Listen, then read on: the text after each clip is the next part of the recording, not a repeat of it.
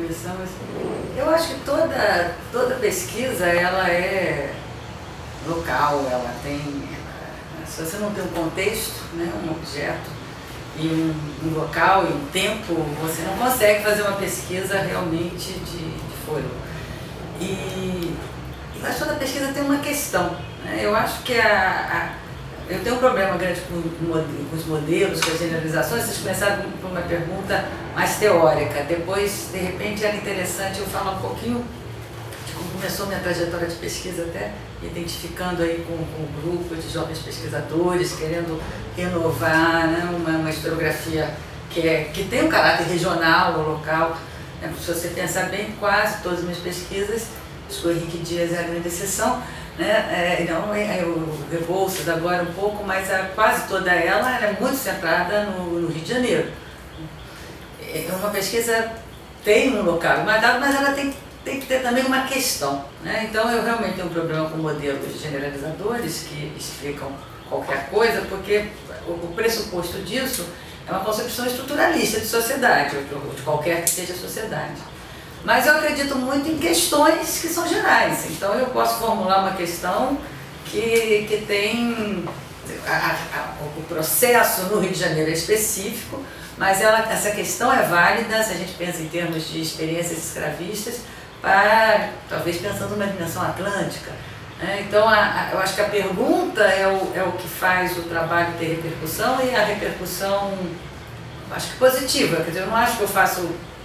Ao trabalhar com o Rio de Janeiro, eu estou fazendo uma história que diz respeito ao Rio de Janeiro. Às vezes, a gente recebe estudantes, principalmente agora do Rio, vem da Baixada Fluminense, regiões assim, mais da periferia do Rio, querendo muito fazer a história do meu lugar. E depois ganham assim, um certo mergulho, um certo... aprofundamento teórico, diz, não quero mais fazer uma história local. Não, você pode continuar trabalhando com os arquivos locais e formular uma questão de âmbito geral, né, de interesse geral. Aliás, toda questão de interesse geral tem que ser testada em alguma situação local específica. Se aquela situação local específica for a sua cidade, fica mais fácil, os arquivos estão perto, não tem qualquer problema. O meu problema com as generalizações é uma concepção, são concepções estruturalistas de sociedade. Aí realmente eu acho que é um mau uso, né? Pior ainda, quando determinados modelos explicativos já você começa a realmente não ter uma questão, a só veja como o modelo dá certo aqui também, às vezes até dá certo. Vamos pegar a questão da agência escrava, que é um tema clássico. É um tema clássico, mas teve um momento que não era uma coisa óbvia, né? Então houve toda uma geração de trabalhos para mostrar como, apesar de coisificado juridicamente, o escravo era ator na sociedade que vivia. Mas chega um momento que isso já está, eu acho, mais ou menos estabelecido, você tem que dar um passo a mais.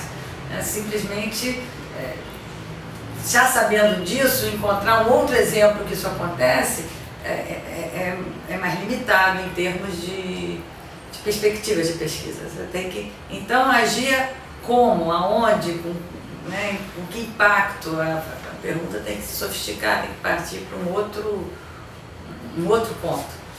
Bom, então, o meu problema com os modelos são... Eu acho que primeiro você tem que ter uma pergunta, você tem que ter algo, o que você não sabe na pesquisa. E essa pergunta é a que é generalizadora. E eu acho que esse que é o segredo das pesquisas circulam mais. Acho que nos anos 80, eu acho que eu vou puxar um pouco mais história, a partir da minha história pessoal mesmo, já que eu estou dando uma entrevista. Eu até fiz uma conferência em 2007 sobre história social da escravidão, que depois foi publicada nos anais, onde eu acho assim que, em termos de uma abordagem mais historiográfica, né, eu acho que está ali. Então eu vou repetir um pouco a mesma coisa, mas de uma vertente mais pessoal. Aliás, aquele artigo também eu fiz a partir de havia também uma vertente da minha experiência. Mas, de toda maneira, os cursos de pós-graduação no Brasil, eles são dos anos 70. Eu acho que primeiro tem uma referência que é a a expansão da pós-graduação, ela tem um papel muito importante realmente no começo do surgimento de uma pesquisa historiográfica de um outro tipo, né, do que era feito até então, né? A gente tinha até aquela referência, não, a historiografia tradicional, mas é um outro tipo de postura, é uma postura que passa a dialogar com as ciências sociais, a pensar em metodologia, quadro teórico, questões, isso começa nos anos 70 e na história começa assim, muito teórico demais, né? Acho que ainda existe ecos disso até hoje, mas nos anos 70 toda a tese tinha que ter um quadro teórico imenso, um quadro teórico metodológico que era quase metade da tese. Em geral, você tirava a sua hipótese desse quadro teórico metodológico e ia para as fontes já sabendo o que você queria encontrar, né? Se as fontes não concordassem, você dava um jeito, porque era um momento muito estruturalista, né? Tinha muita influência do marxismo altusseriano, todo mundo era muito sofisticado, cheio de conceitos difíceis, mas foi uma primeira entrada do discurso científico muito pela teoria. Mas ao mesmo tempo eu acho que teve um segundo momento, eu acho que os anos 80 são importantes, e a UF e a Unicamp são importantes nessa geração. Antes, a USP tem uma tradição de pesquisa, vamos fazer assim uma ressalva importante, né? Que vem muito anterior, né? Alice Canabrava, ela, acho que ela se torna, os grandes escritos dela, eu vou aqui errar, mas são dos anos 50 ainda, como também, mais em termos de UF e Unicamp, eu acho que teve uma geração da história social da escravidão que surge muito nessas duas casas, que fazem o seu mestrado nos anos 70. E nos anos 80, eu vou pegar a UF, ela tem uma confluência de alguns professores do Rio de Janeiro, que tinham ficado no Rio de Janeiro, e alguns que tinham sido exilados com a ditadura e que retornam. Vou citar principalmente as professoras Maria da Linhares, que foi minha orientadora, e a professora Eulália Lobo, mas também o programa de pós da UF foi formado, porque o programa de pós todos foram criados nos anos 70, inclusive a estruturação do programa da USP, em plena ditadura militar, né? Então é um resquício da modernização, né, das universidades brasileiras durante a ditadura. E havia recursos para trazer professores, pesquisadores dos Estados Unidos, um boom de brasilianistas nos anos 80. E é interessante, essas relações são sempre essa coisa das ambiguidades, né? Quem vinha para o Brasil, quem se interessava pelo Brasil, em geral eram professores de esquerda, muito interessados em escravidão. E na UF, eles foram muito importantes, né? O Robert Leis veio nessa época, mas antes dele o Richard Graham e outros professores, que tinham uma tradição, aí traziam a tradição anglo-saxônica, uma tradição bem mais empirista, de processual, de pensar a história, e a discussão, né, da história social mesmo, do papel do escravo na sociedade escravista. Eu acho que eles têm uma importância nesse sentido. No caso da Dona Ieda, que foi minha orientadora, que eu chamava só de Marieda, por isso que eu falei que vocês podem não me chamar de você, que eu sou de uma geração que não dava senhoria para ninguém, nem para Ieda, que todo mundo chamava de Dona Ieda, menos a minha geração. Ela tinha ficado no exílio na França, onde ela se aproximou muito da historiografia francesa, que naquele momento estava assim, no boom da história serial, da história local, das grandes monografias, exatamente sobre um local, muitas fontes seriadas, para pensar. Eu acho que era menos a questão da agência, ainda tinha uma coisa mais estrutural, mas para pensar o conjunto das pessoas, né? As pessoas, homens e as mulheres comuns, né? o cotidiano, como isso fazia, né? a história social. E ela veio com a ideia de fazer isso aqui, né? De desenvolver uma linha de pesquisa trabalhando com uma história social que fosse além das grandes das grandes linhas estruturais e muito teóricas, né, que dominavam a historiografia. A ideia dela era conhecer o lado oculto da Lua, ela usava essa expressão, e ela achava que as grandes fontes brasileiras para a história social eram as fontes cartorárias, que ela conhecia, que eram os inventários, os processos crimes, as escrituras de compra e venda, já que os censos, mesmo as fontes paroquiais eram muito irregulares aqui no Brasil para fazer uma história demográfica como a francesa. E ela reuniu um grupo, ela punha todos os alunos dela para escolher o município de 1850 a 1920, vamos mapear era um tema clássico já nesse momento, a transição do trabalho escravo para o trabalho livre. Já tinha o trabalho da Emília Vaz da Costa, que é um trabalho super importante. Mas vamos mapear o que acontecia fora de São Paulo. A ideia de descobrir no que ela chamava da face oculta da Lua. E eu acho que esse foi um iniciamento muito empírico. Eu sempre lembro que eu cheguei para Marieda, ainda na graduação, para fazer um projeto de iniciação científica. E eu tinha um projeto que eu desenvolvi na turma de metodologia.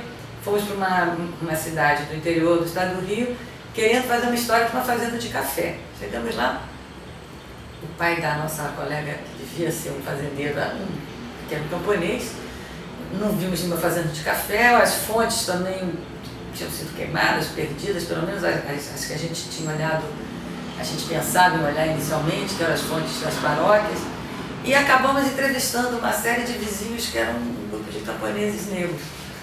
E foi meu primeiro contato com o campesinato negro no Rio de Janeiro, ainda em 78, e eu fiz um projeto que chamava Produção Capitalista das Relações Não Capitalistas de Produção, seja no nível assim de teoria, com aquelas entrevistas. Cheguei para Marieda, que primeiro conservadora num certo sentido, não acreditava em história oral, falou que isso era coisa de sociólogo e antropólogo, e muito menos naquela teorização daquele tamanho. Falou assim, não, já que você descobriu que lá tinha pequena propriedade, vai fazer análise e inventário das fontes para a história agrária de Capivari. Esse foi o tema que ela me deu para a pesquisa. E realmente eu fui para o arquivo. E eu acho que a formação teórica que eu tinha tido na UF, muito teórica, foi importante para ter aquele choque de arquivo. Eu acho que eu fiquei assim, uns 2 anos só vendo as fontes e descobrindo coisas que não deviam existir, de acordo com os meus modelos teóricos, mas eu tinha uma capacidade de fazer perguntas, né, aquelas questões. E eu li todos os franceses com elas, que são os historiadores, Leval Ladoury, Pierre Goubert, eu lia francês, né, e eu acho que isso foi importante para a minha formação e para uma certa formação da UF, onde tinha o João Fragoso, que foi orientando de Ieda também, a Sheila, dessa primeira turma, com o Ciro Cardoso fazia o Manolo. Nós fomos uma primeira turma também na UF, estava o Robert Silenz nessa época, então Sidney Chalub estava lá, fez o mestrado nessa mesma época, a Marta Abreu. Então foi uma turma, eu acho que a gente fez uma carreira juntos, né? A Celeste Zenha, que trabalhava comigo. E as minhas maiores, nesse sentido, as 3 grandes influências eram os Lemes, a Marieda e o Ciro Cardoso, que realmente marcaram aquela geração. Logo depois os Lemes vai para a Unicamp, já tinha um grupo importante de reflexão sobre história do trabalho numa perspectiva mais influenciada pelo Thompson, os meninos vão fazer, Sidney e Marta, os orientandos dele vão fazer o doutorado na Unicamp. E eu acho que tem um diálogo, mas temos 2 escolas diferentes, né? Eu tenho um diálogo muito forte com o Bob, porque ele veio da demografia, né? Ele era demógrafo, então ele tinha um diálogo com o grupo da Ieda, que fazia mais história sensorial, muito forte, mas ele estava dando uma virada para pensar questões culturais, e os orientantes dele basicamente trabalhavam com os processos criminais, né? Da Ieda alguns também. Então eu acho que a questão da discussão da agência, né, e toda a influência do Thompson é muito forte da Unicamp, e essa primeira turma da UF traz muito, eu acho quase que podia ser a coisa de pensar os processos sociais, de baixo, né? Mas não tanto vista de baixo no sentido de classe, mas no sentido de pensar, lembra um pouco a perspectiva da micro-história via Giovanni Levi, antes da gente ler o Giovanni Levi, né? Pensar como o micro produz o macro, né? Como você precisa conhecer o conjunto das pessoas, os processos sociais para pensar as grandes estruturas. A gente tinha uma entrada mais na história social e econômica mais clássica. Essa turma primeira que eu falei foi colega de turma. Eu, Marta, Sidney. Sidney, toda vez que faz uma palestra e me vê na plateia, fala assim, não, porque eu fui colega da ETA, Universidade da UF. Então a gente tinha discussões em sala de aula. Assim, a Celeste trabalhava com processos criminais em Capivari comigo e o Sidney com os processos criminais no Rio. O Sidney Thompsoniano e a Celeste Foucaultiana. Eles brigavam, discutiam em sala de aula. Assim, E a senhora era o quê? Oi? Eu sempre Foucaultiana eu nunca fui, apesar de trabalhar com Celeste. Apesar de nós duas trabalhar com ela. Nós começamos o projeto junto na graduação, né? E nós escrevemos juntas a produção capitalista, de relações não capitalistas de produção. Eu sempre gostei de trabalhar em dupla, influenciadas pelo José de Souza Martins. E depois, quando começamos a fazer a pesquisa, caímos no arquivo, caímos juntos, uma hora a gente tinha que se separar, né? E ela ficou com os processos crimes, eu fiquei com os inventários, mas porque nossas questões eram diferentes. A gente vinha com uma formação teórica anterior, ela já era Foucaultiana desde criancinha, desde a graduação, né? Enquanto não, eu sempre fui muito mais processualista, né? Li muito Marx, depois comecei a me encantei com os franceses da escola dos análises. Então eu realmente, e não a geração Brodel, a geração Marc Bloch, Duby, então eu realmente me encantei com a escola dos análises e um nível teórico mais de pensar o processo social. Então, nesse momento é o que eu queria fazer. Eu li o Thompson com interesse, mas o Thompson era mais um. Eu também nunca me tornei thompsoniana, né? Sempre tive a ambição da história total. Quer dizer, me perguntaram isso no meu memorial de titular. Eu gostava do Pierre Couvert, do Levala do Rio, dos franceses e as suas monografias locais, onde, de certa maneira, você fazia uma leitura da sociedade toda, sem ser ao mesmo tempo uma estrutura móvel, né? Uma estrutura que se movia, né? Que se movia no tempo, que se transformava no tempo. Então acho que nesse momento talvez eu fosse a mais discípula da Ieda, né? Nesse sentido. Todo mundo dizia que ela gostava muito de mim, que eu tinha uma preferência, mas eu acho que ela era a mais próxima, assim, realmente da forma, das questões que ela colocava. Tanto que eu depois até trabalhei com os processos crimes, eu trabalhei com alguma coisa deles, mas o centro da minha pesquisa, ao sul da história, foram os inventários e a partir do processo mais social, socioeconômico, né? E dessa base que foi, e ao mesmo tempo pensá-los como atores. A ideia da história total estava muito forte, ainda é muito forte, eu acho. Você vai sofisticando, mas nunca, talvez por isso que eu circule tanto. A ideia de pegar a longa duração e conseguir pensar o político, o social, o cultural, tudo interligado. Acho que nós, aí eu falo nós, eu, João Fragoso, tinha outras pessoas, eu acho que mesmo a turma que era prefeito Thompson começou a fazer os processos crimes, quer dizer, a gente experimentou questões muito parecidas com que é uma trajetória paralela à dos italianos, só que nós somos menos famosos, talvez menos, não estou falando que a articulação é do mesmo nível, mas a problemática era que a gente estava influenciado pela historiografia francesa, com a história total, só que as fontes, você lê o Risco, o texto da minha história, as fontes aqui não davam conta, então você tinha que inventar um outro jeito. Foi o que a Ieda propôs. Quer dizer, a Ieda, quando veio da França, ela veio com essa perspectiva. Quer dizer, a teorização pode não ter a sofisticação da turma da história italiana, mas do ponto de vista prático era o mesmo problema. Eu quero chegar aos mesmos resultados dos franceses, mas as nossas fontes não são francesas. A Maria Luísa Marcílio já fazia isso, já tentava fazer isso na USP. E eu acho que a demografia histórica da USP tinha resultados muito limitados, porque ficava muito preso ao método francês, né? O método do Henri, a fazer tudo igual, e as fontes não eram exatamente as mesmas. Então a ideia era você conseguir, com as fontes que existem, uma maneira de chegar a resultados ou a ambição semelhante. Então fica muito parecido, né? A pergunta é a mesma, o esforço é o mesmo e a receita é mais ou menos parecida, né?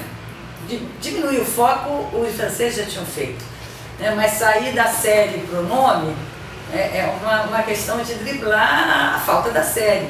Depois pode ser até algo que você prefere a série, mas no primeiro momento as séries são incompletas, elas não são confiáveis, elas não têm a mesma organicidade que as séries francesas. E quando você vai trabalhar com o nome, é uma alternativa para conseguir de uma outra maneira, né, esse olhar para o social que pega as múltiplas determinações, para usar o termo marxista da época, mas que realmente consiga colocar o que eu acho que hoje eu chamaria de muitas variáveis e muitos atores sociais na sua lente de observação. Eu sempre me interessei muito por esse prisma, sempre tive essa ambição em termos de história. E nesse momento do Ao Sul da História, eu fazia muito história social. Eu acho que eu era menos marxista do que os thompsonianos, né? Apesar de eu gostar do Thompson, e não era Foucaultiana. Eu estava com os Thompsons no que se referia ao Foucault. Naquela época eu lia muito pouco Weber, Barthes, toda essa gente que eu fui ler depois, mas que me agradou muito mais, assim, pensar o processo e compreender o processo, eu estaria um pouco mais com esse nível de problema na cabeça. Mas aí eu não participava da briga entre o Foucault e o Thompson, não, eu aprendia com eles, porque os dois tinham elementos interessantes, né, na discussão sobre até que ponto você pode chegar ao real através do processo crime.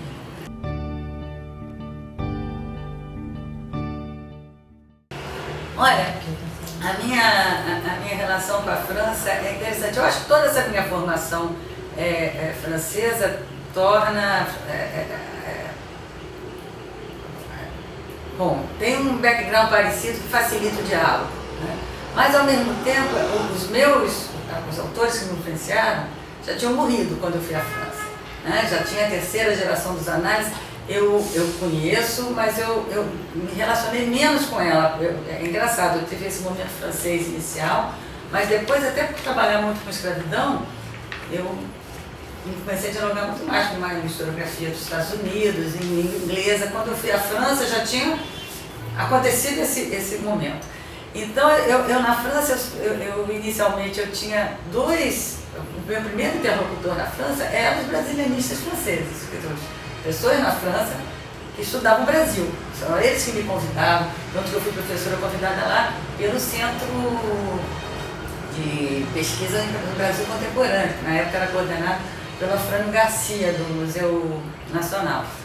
Então eu fui convidada pela professora Cátia Matoso, que foi titular de História do Brasil na França, que gostava muito de mim, foi realmente amiga dela até ela falecer recentemente.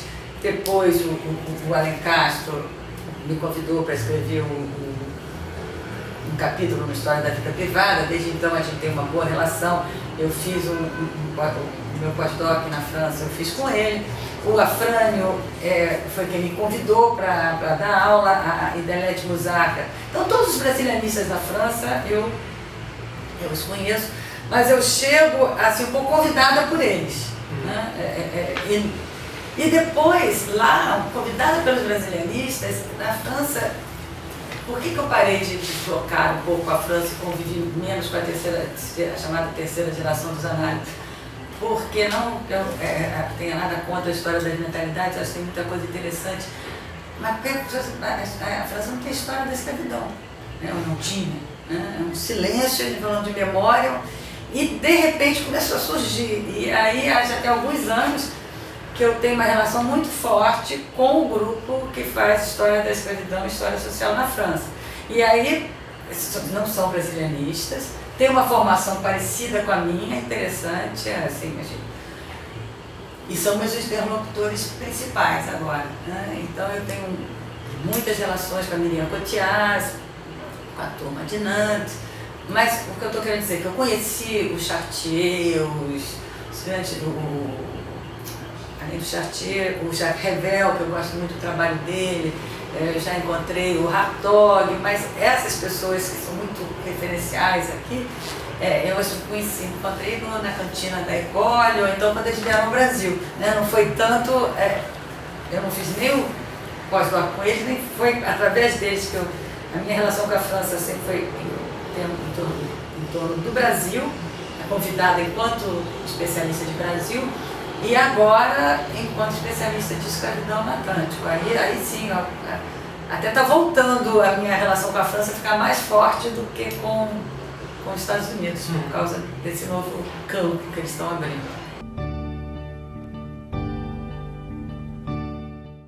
Eu gosto das teorias de nível médio, quer dizer, em que sentido estou falando? Das teorias que servem para você pensar. Você usou aí ferramenta conceitual, vai ser um bom termo. Não sei como você está pegando, mas a teoria tem que te ajudar a pensar, tem que te ajudar a formular questões. Então ela pode abrir horizontes de novas questões que você não tinha pensado antes de ler aquele autor. Que não precisa ser estrangeiro, pode ser brasileiro. Né? Então, mas fundamentalmente eu acho que a teoria, ou quando a gente dialoga com a antropologia, com outras, ela tem a ideia é de ajudar a pensar, de ajudar a formular a sua questão. Isso que eu falo com a teoria do nível médio, não é para explicar tudo, porque a história é uma questão da disciplina. A antropologia, ela se organiza num grupo próximo dos antropólogos, mas o trabalho da antropologia tem que fazer uma etnografia e depois tem que fazer uma explicação geral.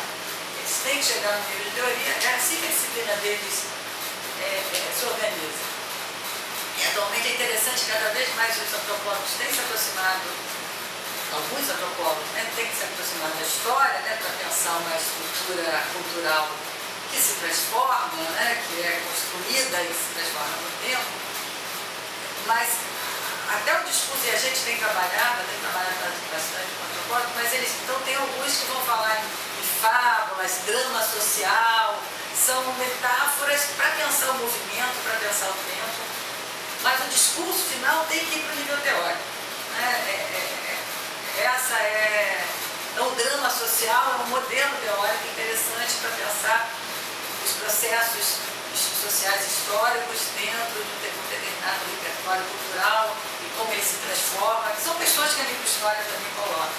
Só que eu acho que a história funciona ao contrário. Né? A gente vai partir até de algumas inspirações da antropologia, na sociologia, onde for, mas nós queremos entender o drama social, o processo, queira ou não, a gente vai fazer uma questão que é geral, mas a gente quer entender aquele processo específico. Né? Então, o jeito do historiador trabalhar, pensar, formular a sua questão, ele é diferente. Né? Ele tem uma especificidade do olhar do historiador, da forma que ele trabalha, como ele se relaciona com o tempo, com as suas fontes, com a forma de reconstruir o passado, formular as suas questões. Então, voltando para a questão da teoria. Para o historiador, a teoria é essa ferramenta que permite fazer uma questão interessante sobre o passado. A gente diz que a questão, às vezes, vem do tempo presente. Em geral, a questão são sempre presentes a partir da sua vida. É uma questão legítima, alguém que é de uma região periférica sobre a qual ele nunca ouviu nada, né? Ninguém nunca contou a história daquele lugar, parece que tudo se passou, né, em São Paulo, no Rio, e é uma questão legítima. Eu quero saber a história do meu lugar. Né? É uma primeira aproximação. Mas que história? História de quem? Isso pode levar a uma reconstituição muito simplória, muito... Aí você pode ir sofisticando o que eu quero perguntar, mas de quem desse lugar, né? Dos prefeitos, todos os chefes, se pensar em história da África, que é um pouco isso, as crianças estudavam nas escolas sob dominação colonial, nas escolas francesas, nós aprendíamos a história da França, Napoleão, a Revolução Francesa, e nenhuma palavra, né, sobre o lugar que eles viviam, né, nem sobre a colonização, porque na história francesa oficial não se incorporou nem a colonização nem a escravidão.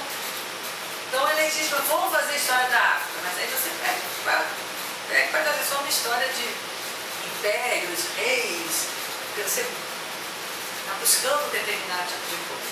Então, para você sofisticar a questão, acho que a teoria ajuda, né? Que tipo de pergunta eu vou fazer? Qual é o meu problema de pesquisa?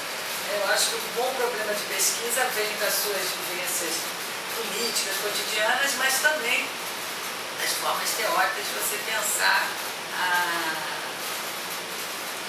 a sociedade. Agora, além disso, eu acho que a teoria pode atrapalhar o historiador. Se você começa a trabalhar com teorias que já dão conta...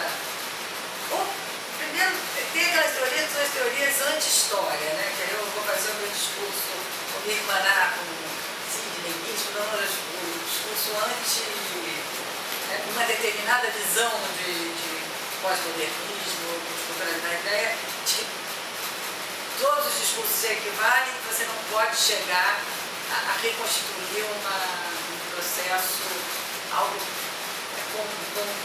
verossímil em relação a uma reconstrução possível do que realmente aconteceu a partir da sua questão e dos indícios que existem. Claro, você não pode ir além disso, mas que isso pode ser feito e pode ser controlado.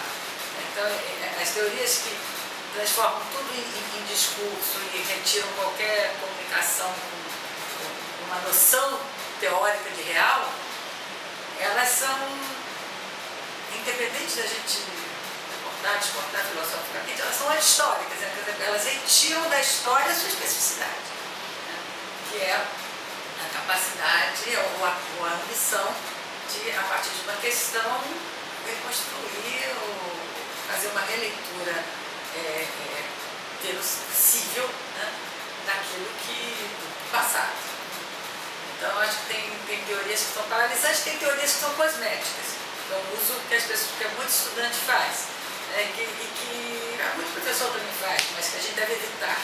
Você põe uma palavra difícil aqui, pronto, já impressionou todo mundo, e aquela palavra ali ou não faz diferença alguma no processo. Mas eu acho que tem uma teoria que realmente ajuda, que é aquela que abre. Eu acho que um exemplo claro para mim, na minha experiência, são as discussões sobre a questão de identidade enquanto construção, que para mim vieram muito a partir da leitura da antropologia. Se você formular que as identidades são construídas e pensar como esse processo se elabora, é formular a questão de uma outra maneira. E isso veio, não é só das leituras não, isso veio antes, tudo vem do empírico e do teórico junto. Na verdade, isso veio pela primeira vez no Ao Sul da História, quando eu ainda estava fazendo mestrado, onde não tinha lido nada disso. Eu comecei a procurar, eu queria achar o escravo depois, o livre, né, o liberto, ou antes do liberto no mundo escravista e depois da abolição. E eu não achava as fontes não falavam em negro, né, em preto, não tinha cor. Né? E já no Ao Sul da História, de repente, às vezes mudava, até no censo, as categorias mudavam. Lavrador, roceiro, não é só a questão da cor. Eu acho que a questão da cor ela se elabora melhor no das coisas do silêncio. Mas já no uso da história, no censo de 72, tinha um distrito de Capivari que todo mundo era jornaleiro, no outro não tinha lavrador. De repente eu mudei a questão. Quer dizer, o que aquelas categorias estão medindo? Né? Quem é que está pensando aquelas categorias? Como é que é a relação do licenciador? Quem ele diz que é lavrador?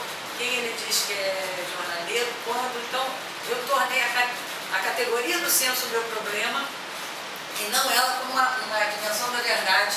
Tantos lavradores, tantos jornaleiros. O que quer dizer um jornaleiro nesse contexto?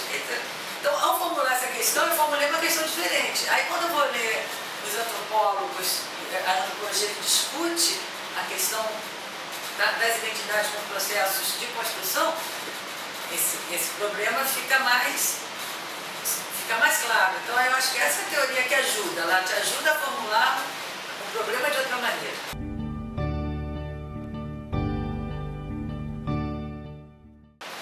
Para mim, eu li o Exuparte, é a minha referência mais clássica, né? Mas eu também li o Adeline Cohen, tem vários da... não vou conseguir lembrar todos, mas o Parte é o socorro mais claro, mas eu dei um curso, eu gosto muito de... Ao momento onde eu mais investi, né, em ler essas questões teóricas para esclarecer mais bem a forma...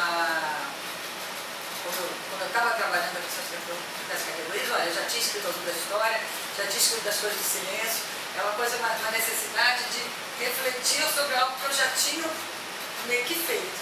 Aí eu dei um curso junto com a Marisa Soares, que é colega lá da UF, que escreve o Devotos da Cor, e que ela tem uma formação, mestrado em antropologia, ela tem uma formação muito sofisticada desse ponto de vista, né? E nós temos um curso juntos, a 4 mãos, onde, então, começava com Weber, né? E toda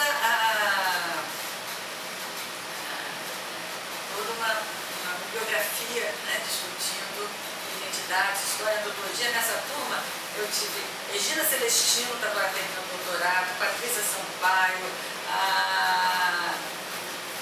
eu acho que Maria de Souza fez um outro. Foi muita gente que depois trabalhou nessa linha. Eu tenho alguns cursos sobre identidade na UF nessa época. E eu acho que foi assim, eu aprendi com a turma e eles aprenderam comigo. Foi um momento onde essa questão estava sendo discutida. Thompson, nos anos 80, teve um papel libertador em relação àquelas amarras do estruturalismo e também àquela desorientação, eu acho que é quase que um pouco anti-história, porque para mim, que os meus amigos Foucaultianos me perdoem, mas que Nietzsche Foucault trazia, pelo menos, a impossibilidade de falar sobre aquilo que aconteceu, ou provavelmente aconteceu, né? O mais próximo possível de pensar o real, né? Que a gente tirava um pouco e transformava tudo em discurso. Então é aquele autor que te ajuda a pensar o problema que você está querendo pensar, né? Eu acho que é essa...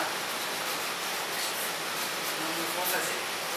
Foucault ajudava a pensar outras questões, inclusive formulou questões muito importantes, né? A leitura do Foucault também foi muito importante, inclusive para mim, para pensar novos temas, né? Para pensar a loucura, para pensar a sexualidade, para pensar o poder, mas o lugar que ele chegava, né, em termos teóricos, de como pensar isso, né, onde tudo, de certa maneira, se tornava discurso, para mim era um pouco paralisante, né, sobre o que eu queria fazer. Eu realmente queria pensar o real, né, eu queria pensar a agência social. Esse conceito, eu não sabia que eu queria pensar isso, mas eu queria pensar isso, eu queria gente agindo, eu não queria tirar as pessoas da minha história, assim, não tenho vontade de fazer, não vou dizer o que está mais Da certo. estrutura semiótica, sabe? Eu não vou dizer o que está mais certo, mas eu tinha interesse em falar de pessoas. Então é quando você pega aquele autor que consegue formular o problema que você está formulando e te ajudar a formular. Eu acho que esse que é o papel da boa teoria.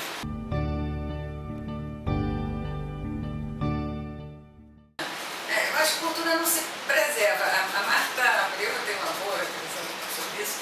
Nem se preserva, e tem um outro nome que eles usam muito, que é resgatar. Né?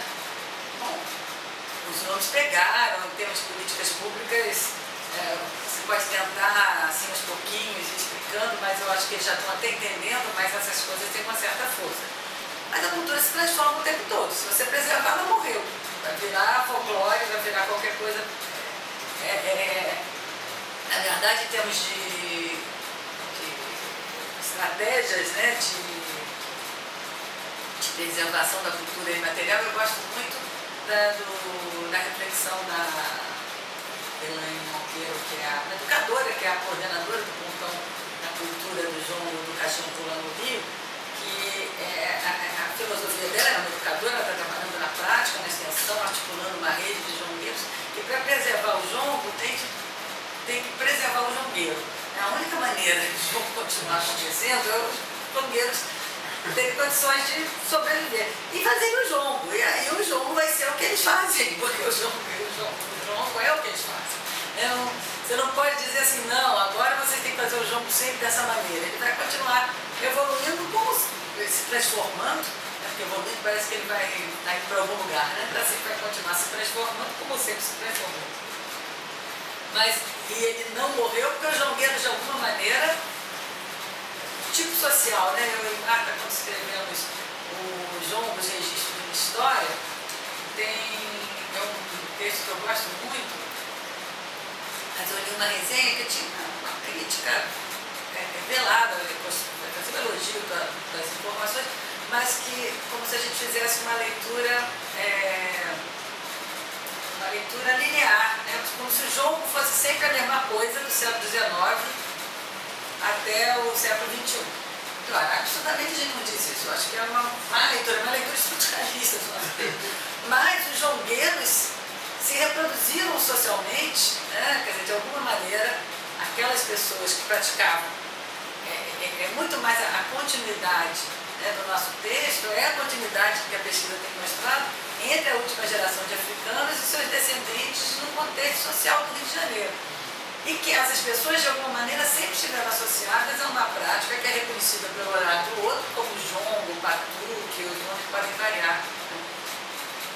E para preservar, essas pessoas têm que ser preservadas, né? De certa maneira, essa identidade social, né, e essa existência social do jongueiro tem que ser preservada.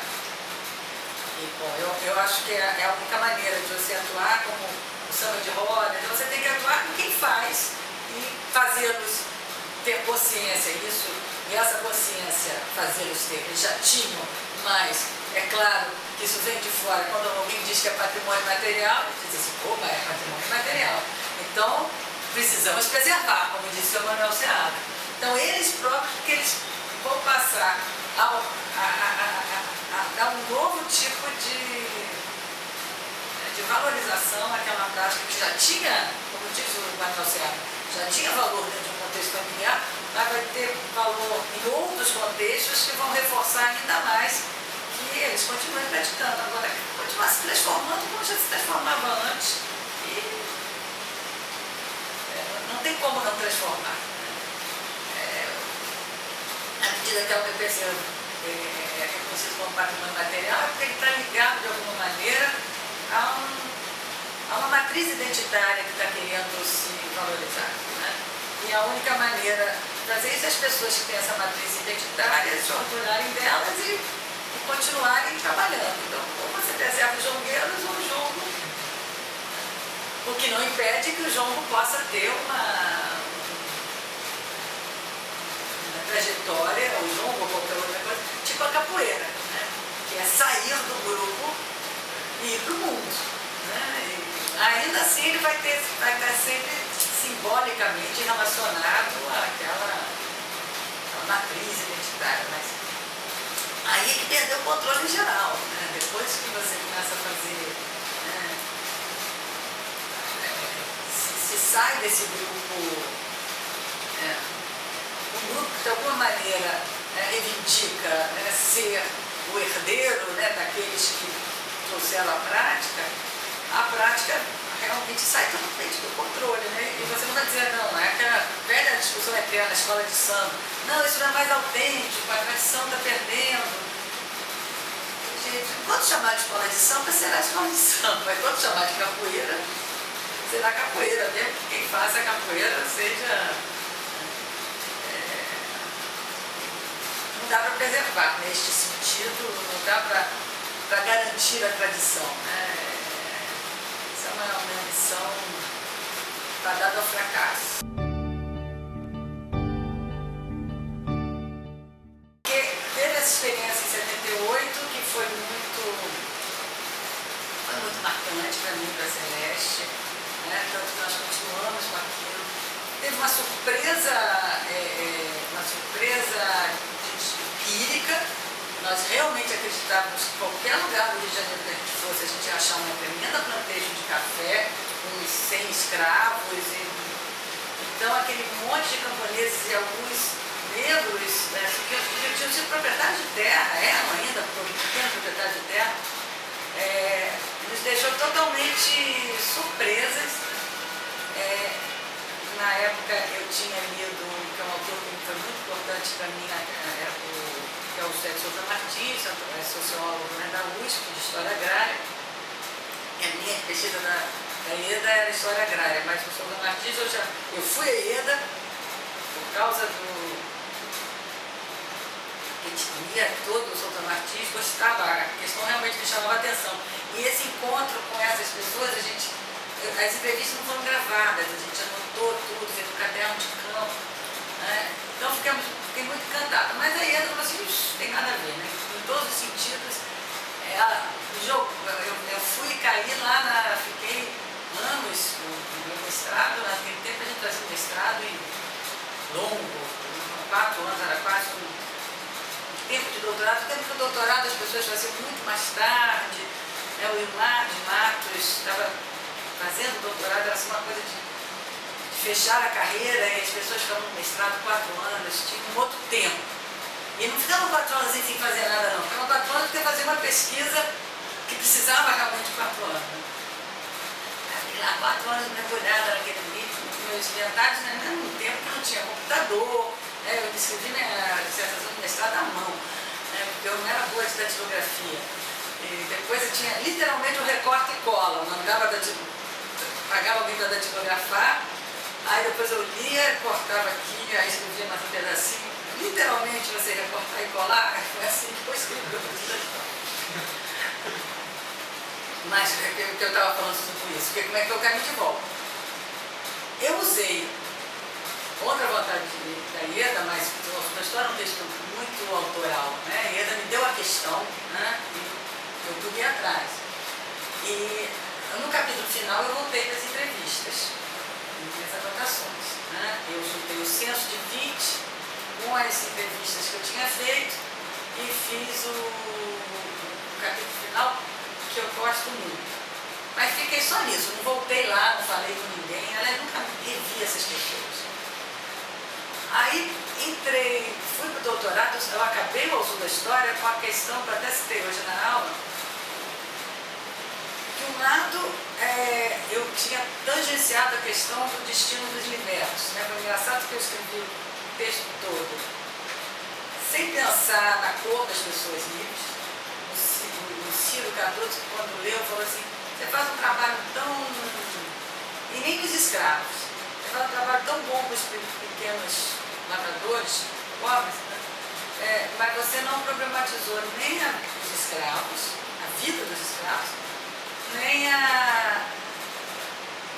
se esses livros pobres eram brancos, pretos, eu falei, tem razão, mas no último capítulo, esse que eu cruzo, aparecia, porque eu trabalhei com a cor ali, não das entrevistas. É um capítulo que é muito citado porque tem o pós-abolição. Ali eu fiz a hipótese que Capivari é na área de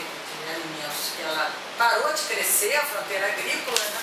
Ela se tornou uma área receptiva a produtores familiares sem dinheiro, e que ela vai atrair parte dos libertos depois da abolição, porque a população negra cresce. E eu tinha aquele dado qualitativo na cabeça dos proprietários negros que eu tinha entrevistado e que eu cito. Então eu terminei um pouco querendo responder ao Ciro, querendo pegar os escravos, a experiência da última geração de escravos, e pensar o pós-abolição em termos mais amplos. Esse era o meu projeto de doutorado, que deu das coisas do silêncio. Mas também não tinha entrevista nenhuma. E aí, novamente, aquela coincidência do destino. Quando eu estava já no final, sempre tentando chegar no pós-abolição, mas como é difícil, ou como era difícil, né? Agora não mais, agora nossa, tem tanto trabalho, gente, impressionante. Mas como era difícil, nos anos 80, o Sidney Chalub, a Marta, quando eles vão para os processos criminais estimulados pelo Bob, principalmente o Sidney, queriam encontrar pós-abolição.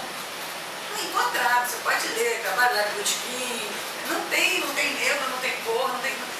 Porque tinha um silêncio, né, que foi o que eu problematizei no das cores do silêncio. Quando eu estava terminando, tentando entrar, problematizando as cores, pensando o silêncio como um problema, etc., um aluno nosso lá da UF, aluno da Marta, ele era neto de ex-escravos, né? E ele resistiu muito, não queria fazer trabalho sobre escravidão, fazer história da América com a Marta. Mas aí Marta começou a dar toda a historiografia americana sobre família escrava, e de repente ele falou assim: meu avô conta que o seu Vicente era filho, né? Filho de escravos lá em campo e tudo mais. Aí nós fomos entrevistar o avô do Robson, que é a entrevista que fecha das cores do silêncio, né? O seu Vicente Machado. Aí com a entrevista, aí eu terminei decidida a começar a fazer um projeto. Ainda era possível, olha, a gente tinha perdido muito tempo, né? De 78 para 93 morreu muita gente. Mas ainda era possível fazer alguma coisa.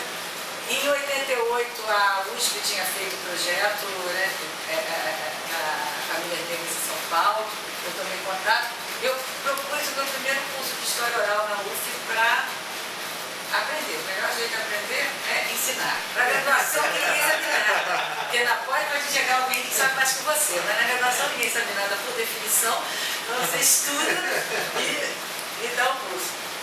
Eu propus o curso, a professora Ismênia Martins, que eu não sei se vocês conhecem, que é a fundadora do Laboratório de História Oral, dava pró-reitora, não podia dar aula naquela época, porque ela viu que eu dava aula assim: que maravilha, eu vou dar aula com você. Eu me sentia fazendo prova oral, porque quando eu dava aula eu tinha meio assistindo, e ela às vezes... Mas foi ótimo, foi um curso que eu aprendi a beça com a Ismênia e com o Instituto, e comecei com a Ana Lugão Rios, que por outros caminhos tinha chegado a um projeto semelhante que ela desenvolveu com os dois Schwartz, mas era muito minha amiga, e aí nós juntas fizemos um primeiro projeto, aí que nós voltamos. E aí tem desde 94 que eu estou, até muito recentemente eu dizia que era o meu segundo campo. Eu acho que é ativo. Mas agora eu começo a perceber que na verdade, são dois campos iguais. Vão fazer 20 anos, né? Agora em ano que vem, né? São 19 anos trabalhando com história oral. Não dá mais para dizer assim: não, pedir desculpa, eu não sou da área, eu sou lá do século XIX. Mas o retorno demorou, né? De 78 para 93, eu terminei 2 trabalhos com essas entrevistas, mas o projeto mesmo foi em 94, junto com a Ana e o Robson, que fez mestrado no Unicamp com o Bob.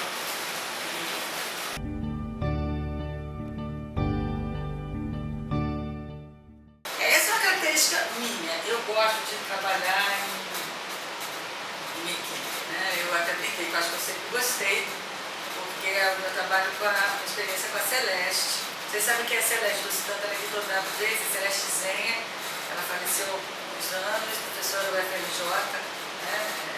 Um belíssimo trabalho. Bom, então foi a primeira experiência com o Capivari. A gente ia junto, a gente pegava 4 horas de ônibus para chegar lá no arquivo, passávamos 4 horas trabalhando, depois trazíamos de volta. Tinha toda uma interlocução muito interessante, mas nós nunca escrevemos juntas, né? Até porque a minha cabeça de Celeste sempre foi muito diferente. Tinha muita troca, né? Muito agradável intelectualmente, aquelas idas para o jardim de ônibus à volta. Na volta a gente sempre tomava um conhaque com mel, vinha em delírios teóricos pelo ônibus, mas não escrevemos textos juntas. Os 2 trabalhos sobre Capivari, a tese dela não foi publicada, mas ela tem um artigo publicado, e são bem diferentes em termos de olhar sobre a questão, né, que a gente está formulando para aquelas sociedades, são diferentes. Mas eu gosto de ter com quem trocar, só de estar na companhia, de pensar o trabalho junto, né? Depois eu teve esse longo período de... Eu tenho outra coisa que eu gosto, eu estou falando de gosto, de forma de trabalho. Então eu gosto de conviver com as pessoas e eu tenho um lado antropólogo, eu gosto de trabalho de campo, né? Eu gostava do tempo de Capivari porque os meus arquivos não estavam no Rio de Janeiro. Então eu tinha que pegar 4 horas de ônibus, ir para campos, entrar. Tem um cartório que a gente trabalhou, que era no meio do mato, uma casinha em torno de banheiro, se sentia fazendo apesar de um destravamento, né? Apesar de eu estar trabalhando com fontes, tinha um contato que são coisas que são agradáveis. Então, estou dizendo isso porque a partir daí eu fiz o mestrado e doutorado e foram anos de um trabalho muito... Não vou dizer que é solitário, porque eu tive 3 filhos, né? Então eu estava... Bem acompanhada. Bem acompanhada, mas intelectualmente era eu e eu mesma, né? E tinha essa coisa da turma, do mestrado, mas essa turma acabou logo. Quando eu terminei o doutorado, né? Eu tinha um pouco essa coisa de sair, né? Eu acho que o programa de história oral também trouxe isso, voltar para esse lado antropólogo, né? E a partir daí eu comecei a ter a experiência de colaboração, né? Aí são variadas. Eu estou falando isso tudo porque tem um lado de gostar de trabalhar em equipe, eu trabalho bem em equipe e eu adoro trabalho no arquivo. De vez em quando eu volto para o arquivo e digo assim, prazer máximo, eu estou em Portugal. Passei 15 dias quando estava trabalhando, Henrique Dias, 15 dias na Torre do Tom, em Portugal, uma sensação maravilhosa. Mas eu também adoro pegar a Marta, o Matias, os Lênis, pegar um carro e estar entrevistando e para fazer um trabalho realmente de campo no sentido de terreno, no sentido antropológico. Quando eu terminei o doutorado, eu sentia falta disso. Então, eu tenho o prazer de estar com pessoas. Os trabalhos solitários no arquivo eu gosto muito, mas eu tenho esse outro lado. E aí, quando você começa a trabalhar junto, tem uma hora que você tem que pensar essa coisa da coautoria. A minha primeira experiência foi com a Ana Lugão. E aí foi uma experiência muito interessante, foi trabalhar a polifonia. Se você leu Memórias do Cativeiro, houve muita troca entre nós, mas o texto da Ana é da Ana, o texto meu é meu. Né? Os textos conversam e tem ainda as vozes dos nossos entrevistados. Né? A ideia era realmente, a ideia para fazer um texto polifônico, com várias vozes. Essa é uma forma de coautoria. Depois nós temos alguns textos que nós realmente escrevemos juntas, que aí vem desse diálogo que estava muito amadurecido, né? Que é o texto da Topói, sobre o pós-abolição, que é uma reflexão realmente conjunta sobre o pós-abolição. E o texto que estava para além da senzala, que esse é a gente se conhecia há 20 anos discutindo o pós-abolição, e ela falou assim, mas Ana, nós não temos uma coisa nova para fazer, vamos juntar o capítulo final do Autor da História, o capítulo final da minha dissertação de mestrado, que também era sobre os últimos libertos no Paraíba do Sul, um pouco da teorização que a gente fez no Memórias do Cativeiro, Mas eu acho que tem uma outra experiência para mim que foi muito marcante de curadoria, que eu acho uma outra maneira de escrever o trabalho. Tem que ter uma certa entrega, tem que ser pessoas legais. Porque foi a Ângela de Castro Gomes, quando os nossos depoentes lá que adoravam de Getúlio Vargas, os descendentes da última geração de libertos, todos getulistas convictos, e com um determinado discurso que a Ângela viu e falou assim, opa, tem algo muito parecido aí com um discurso dos historiadores ligados ao Estado Novo sobre o significado do Vargas, né, em relação à abolição. Aí ela escreveu 10 páginas sobre esse tema e falou assim, termina. A gente tem um artigo que chama sobre recapitulações de singularidades, e é isso. Ela me deu a primeira metade, eu fiz a segunda, um pouco a gente já estava de acordo, que eu não ia dizer que os caras estavam manipulados, nem ela queria dizer que tudo era criação do Estado Novo, mas a gente queria explicar essa coincidência. E então foi realmente um desafio, eu fiz a segunda parte e ela concordou e pronto, saiu o artigo. Havia uma concordância teórica básica, um fenômeno que nós encontramos juntas, né? Eu produzia uma empiria sobre a forma de ver o Getúlio dos libertos, ela tinha as informações sobre o discurso, como o discurso da revista Cultura Política era parecido, e nós queríamos pensar juntos, né, a forma como esse discurso circulou de baixo para cima, de cima para baixo, né, como isso. O título já dá um pouco a chave de leitura. Aí, a partir daí, eu comecei a trabalhar com Marta. E aí, com Marta toda a nossa pesquisa é desenvolvida junto, né? Eu acho que ela traz a bagagem da história cultural, eu da história social, mesmo, dessa história política mais recente, que é onde a gente se encontrava. E aí a pesquisa é muito, muito comum mesmo. As descobertas, as reflexões, tudo muito discutido, ao ponto que nesse tema, quando a gente escreve alguma coisa, sozinhas, a gente já tentou. Vou escrever um artigo contando a nossa experiência lá, mas eu não tenho tempo não, vou escrever totalmente sozinha. Marta fez isso pouco tempo. De repente ela falou assim, não dá. Estou o tempo todo falando de você, vou te dar curadoria. Aí acabou dando para mim, aí eu dou uma... Porque não dá para contar a pesquisa sem... Aí realmente é um trabalho desenvolvido conjuntamente, né? É muito difícil escrever, contar a experiência. Ela é comum, as descobertas são comuns. Mesmo que depois a conclusão, quando lê o artigo, dá para ver que a problemática é mais da Marta, onde a problemática é mais minha, mas a pesquisa ela é conjunta, né? Alguns textos são absolutamente escritos a quatro mãos, como é esse que vocês leram na turma, né? Esse realmente vai, volta, e no final a gente nem sabe mais quem escreveu o quê. Mas tem uns que é mais escrito por mim, tem outros que são mais escritos por ela, mas às vezes você sente assim um leve viés. Eu sempre fui mais para a história social e política, a Marta tende a pensar mais os fluxos culturais, mas realmente não dá para falar desse assunto sem coautoria. E eu ainda tenho uma outra coautora muito importante, que é a Keila Grimber, que foi minha orientanda, que ela trabalhou comigo desde das Cores do Silêncio. O primeiro livro dela, O Liberata, é uma monografia dela de final de curso, com as participações de liberdade que ela levantou para mim, porque eu trabalhei na tese. E quando ela foi fazer o doutorado sobre ações de liberdade, ela achou o Antônio Rebouças,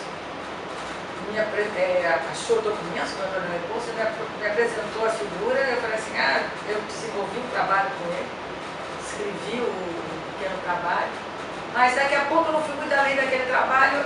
Ela teve a ideia de pegar o Antônio Rebouças para amarrar a tese. Então fez um grande trabalho sobre essa fonte de liberdade a partir da biografia do Antônio. E a partir daí, dificilmente a gente escreve alguma coisa sobre o Antônio Rebouças que a gente não faça a quatro mãos, porque tem dois trabalhos sobre o meu personagem com autoria bem especificada, né? Eu escrevi Os Cartões de Cidadania, ela escreveu O Fiador dos Brasileiros. Mas quando a gente vai dar novos passos, é tão difícil não citar o trabalho dela, que a gente, né, a partir daí, tem muita coisa junto sobre o Antônio Rebouças. Também é um outro tipo de parceria. A gente tem um problema, os problemas eram até diferentes, né, mas um pano de fundo comum. E eu acho que é sempre isso. A partir daí você passa a ter uma maior facilidade, né, de trabalhar, de pensar a quatro mãos. São várias formas de parceria. Agora, eu gosto de trabalhar com pessoas, fazer projetos com muita gente, trabalhar com estudantes. Eu e Marta temos um texto com 10 autores.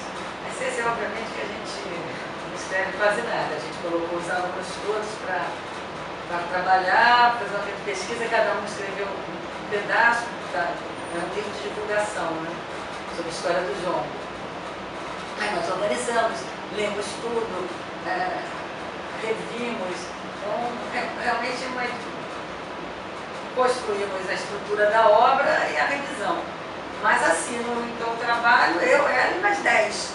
Né? Então, 12 pessoas. E aí realmente é um trabalho coletivo. Filme é um trabalho coletivo.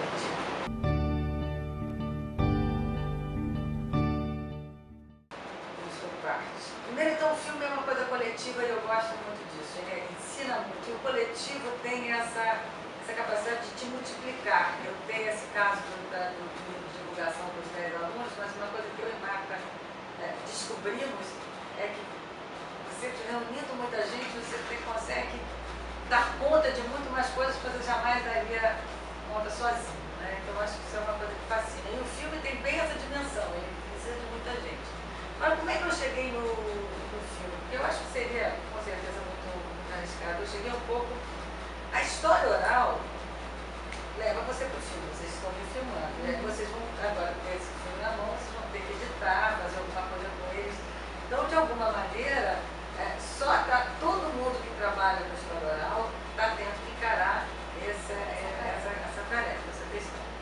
Eu encarei mais cedo, em 2005, quando eu publiquei o Memórias de Cativeiro, e Memórias de Cativeiro, em termos narrativos, para mim, o que mais me impactou quando eu comecei a trabalhar para as entrevistas era que tinha ali determinadas coincidências narrativas, uma determinada memória que, pelo menos eu li assim, que não adiantava eu descrever, eu acho que eu tinha que fazer ela falar, né? Então eu editei as entrevistas, né? A edição é minha, toda a discussão de memória, né, do texto, foi assim, a minha parte da pesquisa, eu fui abandonando o pós-abolição naquele momento, né, que é muito mais os textos da Ana, que estão bom, escuto as entrevistas pensando assim, querendo saber o que aconteceu no pós-abolição, eu fui ficando fascinada no primeiro momento de como eles reconstruíam, representavam a história da escravidão. E fiz uma edição, né, uma edição com trecho e tudo mais, que está publicado. Nessa época, a Ana Mauá tinha feito o primeiro filme, só com entrevistas, qual foi o tipo de filme que ela faz no Laboy, que ela trabalha pouco com imagem e movimento. Só entrevista e foto, fotografias. Ela tinha feito um trabalho com um curso de história oral sobre o incêndio no sítio de Niterói e fez um pequeno filme com entrevistas e imagens. E aí eu tenho uma filha que é minha editora até hoje, ela é editora, é profissional, na época ela estava se formando, e eu pedi que ela me ajudasse para fazer a mesma coisa, né? Eu queria fazer igual a Ana tinha feito, pegar o som e fazer o que eu tinha feito por escrito, fazer o som. E também a minha outra inspiração era o Ira Berlin, que fez isso. O Ira Berlin tem um Remembering Slavery, um livro com um cassete, com a fala dos ex-escravos, porque lá nos Estados Unidos são os ex-escravos, não os netos, né?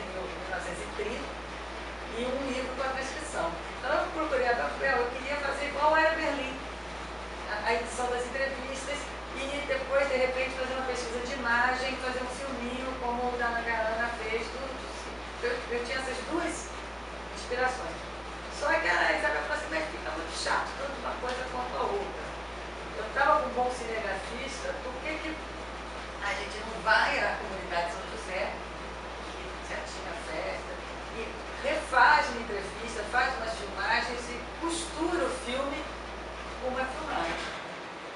Então, o rapaz, o cinegrafista era o Guilherme Fernandes, que é um rapaz que trabalhava com o João, muito bom cineasta, e ele estava com uma bolsa comigo naquele ano, né, que também foi a Ana Mauad que tinha conseguido a bolsa, falou assim, eu só gosto de trabalhar com o João e tudo mais, vou colocar ele com você esse ano. Então eu tinha o Guilherme e a Isabel me deu essa ideia, então os dois se entusiasmaram. Foi quando Marta chegou, aí a gente resolveu também filmar fazendas, uma memória em pé, né, de senzalas, e fizemos essa primeira filmagem. Mas esse filme, eu falei isso na sala, estou repetindo, esse filme está assinado, se você for ver o Memória de Cativeiro, a direção é Guilherme Fernandes e Isabel Castro.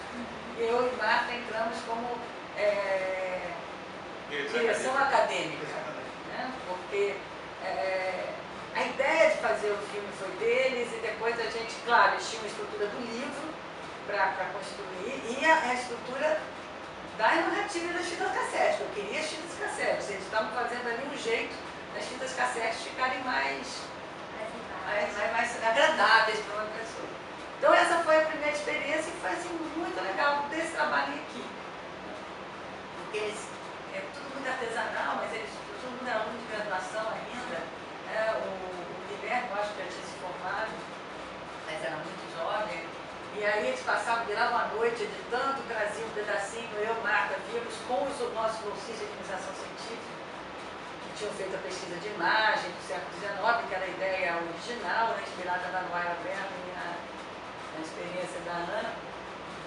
E aí a gente ia vendo a coisa crescer, não, isso está ruim, isso está bom, isso está bem estruturado, isso é exatamente. E íamos dialogando até que fechamos o filme. Aí essa experiência foi tão legal que a gente ousou fazer uma proposta no Petrobras, no edital da Petrobras, de patrimônio material, de produzir um arquivo audiovisual sobre a memória do Jongo e um documentário. E nós ganhamos. Ninguém esperava, nós ganhamos. Eu lembro que a Isabel, já na época, ela trabalhava como cineasta, ela era assistente de edição do cineasta lá no Rio, e estava saindo o resultado do Petrobras de cinema também, nós ganhamos o Petrobras de material, né? Aí ninguém tinha ganhado, e de repente assim, ih, minha mãe ganhou, porque essa marca, estava muita marca. E aí nós ganhamos, e aí foi, claro que pegamos Isabel e Guilherme de novo, mas nessa vez aí a pesquisa foi bem maior, nós tínhamos dinheiro para viajar, e aí começamos a produzir imagem numa escala muito maior, podíamos alugar equipamento, tínhamos uma produtora ajudando, e fazer o filme. E aí foi uma pesquisa, aí foi aprender a fazer pesquisa em audiovisual, né? Eu acho que aquele ano de 2007 foi uma pesquisa, assim, nós descobrimos muitas coisas, eu já falei na aula aqui no curso agora sobre isso. E aí aprender a escrever, eu acho que a escrita do Jongo já foi uma escrita minha e da Marta, né? Nós fizemos uma pesquisa, chegamos a descobertas juntas, e aí a pesquisa era juntas, a descoberta era juntas, que a gente estava sempre descobrindo. A gente descobriu a linguagem comum, quando a gente viu folia de reis amarrada, né, que é um termo do Jongo. Não tinha uma discussão cultural, a gente tinha uma discussão política, tinha claramente uma história social escrita ali naquela geografia, e a gente queria escrever aquilo em filme. Aí nós tínhamos a decupagem de todas as fitas e construímos. Esse filme nós já assumimos o que a gente chama de direção geral, mas principalmente acho que nós construímos um roteiro do documentário, né, que entregamos para a Bel fazer edição. Aí também a Bel e o Guilherme traziam, aí mais a Bel fazia edição nessa hora, né? As imagens foram do Guilherme. Mas aí ela seguindo o nosso modelo, o primeiro também tinha um modelo que era o meu livro com a Ana, né? Mas já tinha feito a pesquisa, né? O filme veio depois. Nesse caso não, nós realmente, eu gosto dessa expressão da Marta, né? Nós escrevemos o filme. Esse filme ganhou um prêmio que eu acho assim bem característico da mostra do filme etnográfico, foi um prêmio do Museu do Folclore,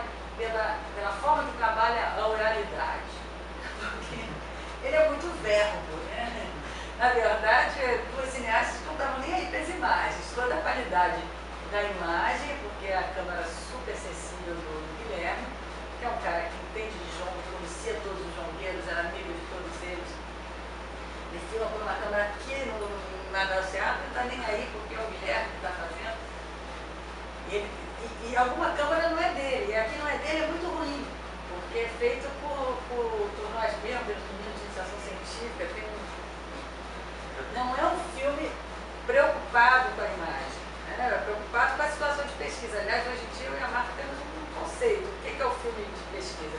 É o filme onde a imagem foi capturada em situação de pesquisa. Em situação de pesquisa você nem sempre tem o melhor cineasta, o melhor som, e no final o filme vai ser com aquele material, né? Às vezes, o quanto melhor for a pessoa que está na câmera, o equipamento, melhor, mas nem sempre isso é possível. E você não pode chegar numa situação de pesquisa com uma câmera desse tamanho, luz, câmera na ação, boom. Bom, e aí depois que você começa, você vai aprendendo, conversando com as pessoas de cinema, mas eu acho que precisa, é muito interdisciplinar, né? Tem que ter alguém de cinema, tem que ter alguém de imagem, tem que ter um bom editor. É um outro campo, não dá pra gente fazer sozinho.